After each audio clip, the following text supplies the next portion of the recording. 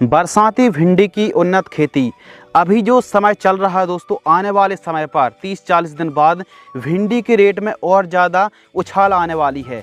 तो भिंडी की खेती यदि आप बरसात के दिनों पर खेती करते हैं तो बढ़िया आमदनी वाली सब्जियों में से एक है। लागत कम है, पैदावार अच्छी है और अन्य सब्जियों की तुलना पर इस फसल पर कम लागत लगाकर बढ़िया हमारे किसान भाई खेती करके बढ़िया प्रॉफिट निकाल सकते हैं। तो बरसाती भिंडी की खेती किस प्रकार करना चाहिए, संपूर्ण जानकारी साझा करेंगे। बेस्ट वैरायटी, बेस्ट दवाई, बेस्ट खाद के साथ साथ हर एक एक्टिविटी पर हम नज़र रखने वाले हैं। अक्सर कमेंट्स आते हैं कि हमारी भिंडी की फसल पर सफ़ेद मक्खी का प्रकोप है, कंट्रोल नहीं हो पा रहा है।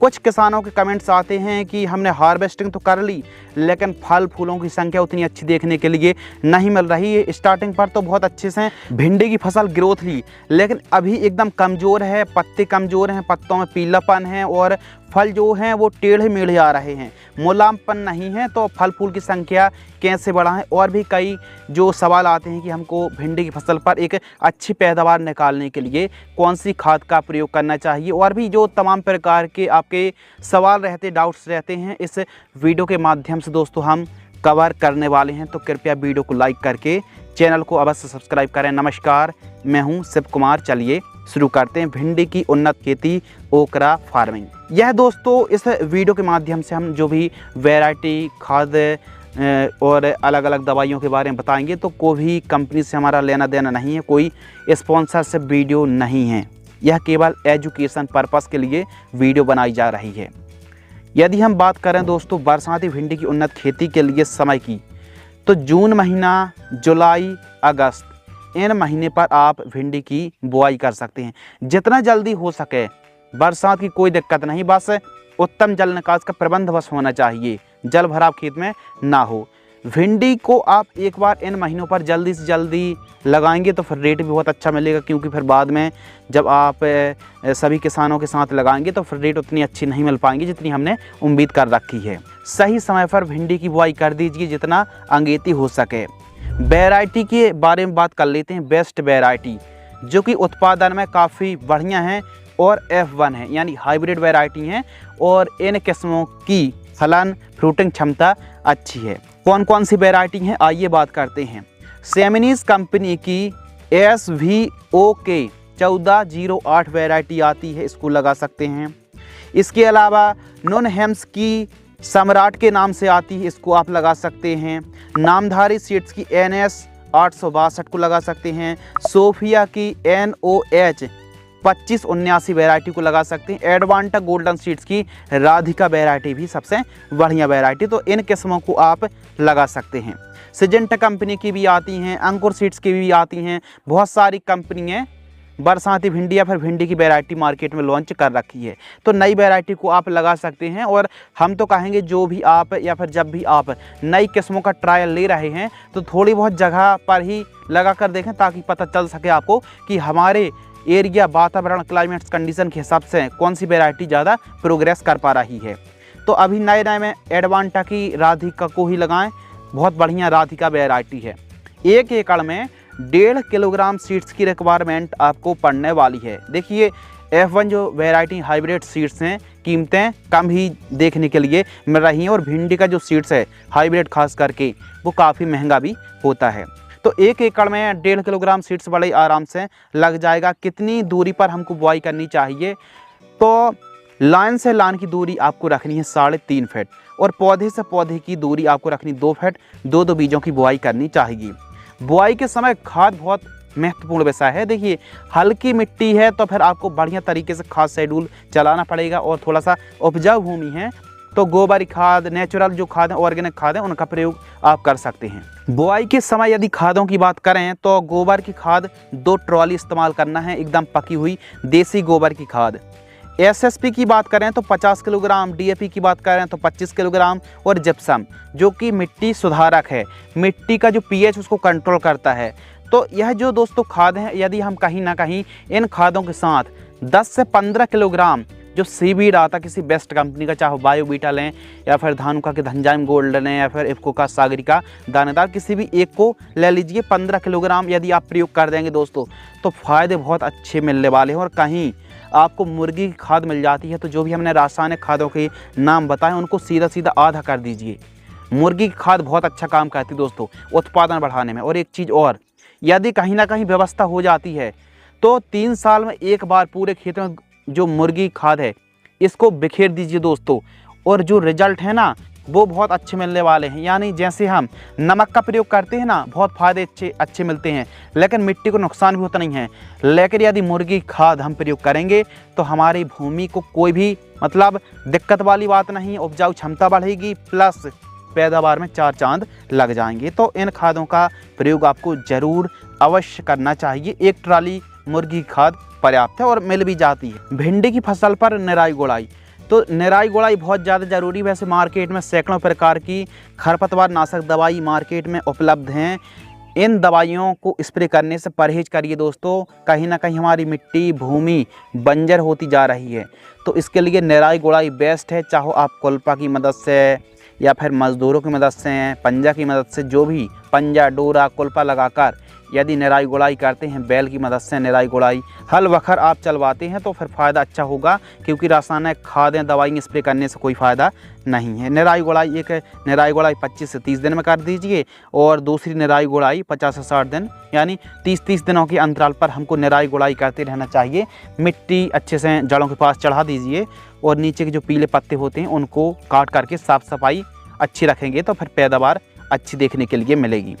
सिंचाई के बारे में बात करते हैं तो बरसात के दिनों पर वैसे तो हमको सिंचाई की आवश्यकता नहीं है, लेकिन इन केस फ्लावरिंग स्टेज पर बिल्कुल बरसात यदि नहीं हो रही है तो फिर ऐसी कंडीशन पर 6 से 7 दिनों के अंतराल पर आपको सिंचाई करनी पड़ेगी।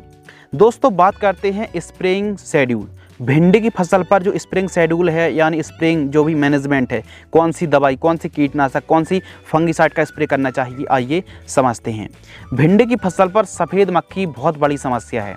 इसके अलावा एफिड्स, जैसिड, हरा मच्छर, रस्ट का प्रकोप देखने के लिए मिलता है। सेमी लूपर्स इल्ली है। इसके अलावा और भी जो हरी छोटी बड़ी फली छेदक इल्ली का प्रकोप देखने के लिए मिलता है। लीफ माइनर और भी सकिंग पेस्ट और रस चूसक कीटों के साथ साथ चबाने वाले कीटों का प्रकोप देखने के लिए मिलता है। सड़न की समस्या आती बरसात के दिनों पर, तो फल टेढ़े पड़ रहे, पीले पड़ रहे हैं, बढ़वार अच्छी नहीं है, तो इनके लिए स्प्रे शेड्यूल आपको चलाना पड़ेगा।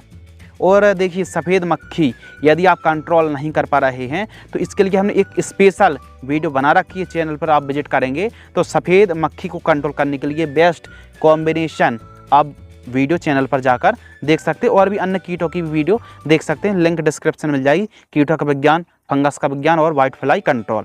आगे बढ़ते हैं। 18 से 20 दिन के आसपास की जब हमारी फसल होती है भिंडी की बुआई से, तो हमको एक कीटनाशक लेना है। डाव एग्रोसंस की सिस्थेन 10 ग्राम लेना है। माइक्लोब्यूटानिल का कॉम्बिनेशन होता है। इसके साथ बायर कंपनी की कॉर्नफ्लोर, इसमें इमीडा क्लोरप्रिड का कॉम्बिनेशन 15 ml 15 लीटर पानी घोल करके स्प्रे करना चाहिए। सेकंड जो स्प्रे है, बुआई से हमारी भिंडी की फसल 25 से 30 दिन के मध्य की होती है, तो एमामेक्टिन वेंजोएट 10 ग्राम, किसी वेस्ट कंपनी का, चाहो प्रोक्लेम लें या फिर कोई भी अन्य कंपनी का एमामेक्टिन वेंजोएट, एकदम ओरिजिनल एक्सपायरी डेट देख करके। इसके साथ हम एंट्राकॉल फंगिसाइड प्रोपिनियम मिक्स कर रहे हैं 40 ग्राम 15 लीटर पानी घोल करके स्प्रे करेंगे। थर्ड स्प्रे में 40 से 50 दिन के मध्य की फसल होती है, तो प्रोफेक्स सुपर 25 ml, पोषक सुपर 30 ml और 1261 100 ग्राम, इन तीनों को मिक्स करके 15 लीटर की दर से स्प्रे करना चाहिए। हम दोस्तों इस कॉम्बिनेशन में ले रहे हैं पोषक सुपर, जो कि फल फूल की संख्या बढ़ाने में, बूस्टिंग करने में और जो फ्लावरिंग है ना, बूम पकड़ने में बहुत मदद करती है। बढ़वार में काफ़ी बढ़िया काम करती है पोषक सुपर। और हम प्रोफेक्स सुपर ले रहे हैं, जो कि कीटनाशक में हरी इल्लियों को, रस चूसक कीटों को कंट्रोल करने वाली प्रोफेनफॉस 40% प्लस साइपरमेथ्रिन 4% EC, तो इनको हम 25-30 ml ले रहे हैं। और 1261 NPK घुलनशील खाद आती है 100 ग्राम, 15 लीटर पानी घोल करके स्प्रे करना चाहिए। अच्छा कवरेज मिले तो सिलिकॉन चिप को बेस्ट कंपनी का स्प्रे करना चाहिए। अब यदि आप बेस्ट कंपनी का सिलिकॉन चिप को ढूंढ नहीं पा रहे हैं तो वीडियो चैनल पर उपलब्ध है, उस वीडियो को ज़रूर देखें। टॉप 5 बेस्ट कंपनी की सिलिकॉन चिप के बारे में बात करी है। फोर्थ स्प्रे 65 से 70 दिन के आसपास की जब हमारी फसल होती है, सिंजेंटा कंपनी की सिम्बोडेस 24 ml लेना है। एसीटाइम पर 20% SP 10 ग्राम और UPL की साफ आपको लेना 40 ग्राम, 15 लीटर पानी में घोल करके स्प्रे करना चाहिए। फिफ्थ स्प्रे 90 से 100 दिन के आसपास की फसल होती है। तो चिलेटेड माइक्रोन्यूट्रिएंट, ध्यान सुनिए, चिलेटेड वाला माइक्रोन्यूट्रिएंट, नॉर्मल वाला नहीं, चिलेटेड वाला आता है, थोड़ा महंगा रहता है लेकिन रिजल्ट बहुत अच्छे देते हैं स्प्रे में। 30 ग्राम लेना है और धानुका की कोनिका फंगीसाइड 30 ग्राम, बायर की plant growth regulator 4 ml, Bayer company की सोलेमन इंसेक्टिसाइड। आप टेक्निकल सभी दवाइयों के नीचे देख रहे हैं। सोलेमन आपको लेना है 12 ml, 15 लीटर पानी में घोल करके स्प्रे करना चाहिए। हमारी भिंडी की फसल पर एक अच्छी पैदावार निकालने के लिए समय समय पर खाद दवाइयों का प्रयोग करना पड़ेगा। खाद शेड्यूल की बात करें तो पहली खाद बुआई से 20 से 22 दिन के आसपास की फसल होती है तो यूरिया और उर्वरक खाद आपको लेना है 20 किलोग्राम, मैग्नीशियम सल्फेट आपको लेना है 4 से 5 किलोग्राम।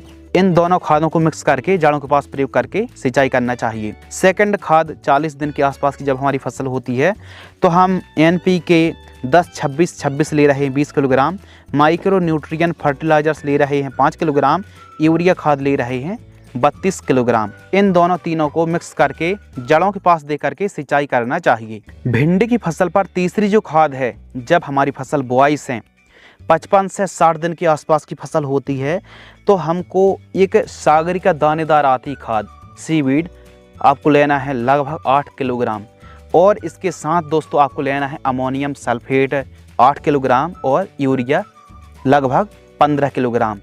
इन तीनों को मिक्स करके प्रयोग करें प्रति एकड़ की दर से। बहुत ही अच्छे रिजल्ट देखने के लिए दोस्तों आपको मिलेंगे। तो इस प्रकार हमारे किसान भाई बरसात के दिनों पर भिंडी खेती करते हैं। अंगेती भिंडी खेती करने में रेट अच्छे मिलते हैं, अच्छी कमाई आप कर सकते हैं। यह जो फसल है वो 4 महीने बड़े आराम से चल जाती है और किस प्रकार हम अपनी फसल को चला रहे हैं उस हिसाब से 4 महीने 5 महीने बड़े आराम चल जाती है।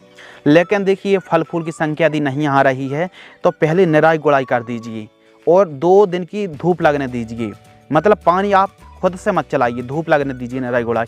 फिर जब धूप लग जाए उसके बाद यदि आप खादों का प्रयोग करेंगे दोस्तों तो उसके फ़ायदे आपको बहुत अच्छे और खादों का जो रिजल्ट है 2 गुना ज़्यादा आएगा।